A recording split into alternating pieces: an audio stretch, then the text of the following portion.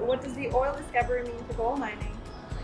Well, it has some interesting ramifications for gold mining because prior to oil and gas, the gold industry provided about 50% of the foreign currency earnings of Guyana and a significant portion, double digits of the total GDP. So that put a lot of focus on the industry, which is good in that the government worked with us, they encouraged us, and they supported us, which was bad because that focus can also bring scrutiny, and our industry has sometimes come in for some bad knocks, and some of it is real and some of it maybe not so justified. But with the advent of oil and gas, with the money that is going to come from oil and gas to drive the development, there's not going to be so much focus on the mining industry as a source of revenue. Where we will become important is to prevent the Dutch disease, because the existing industries will have to be maintained, nurtured, and grown so we don't become fully dependent on oil and gas. And from that standpoint, I think the government recognizes the need to nurture these industries. And with the money that's coming, infrastructure will be built.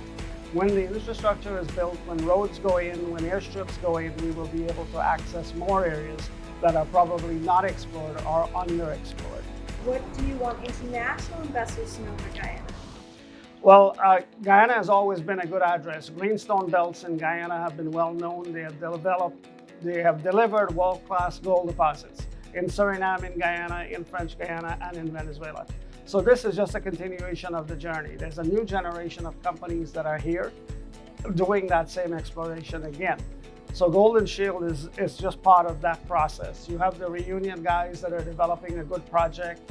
You have the Zizin group that is developing an existing mine. You have Grand Columbia that is building a new mine.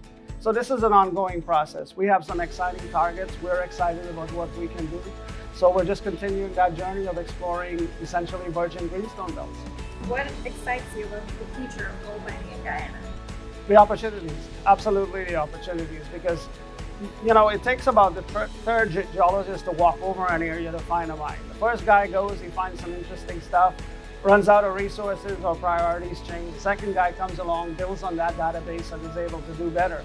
And it's invariably the third guy that comes along in some of these prospects that are able to convert them to successful mines.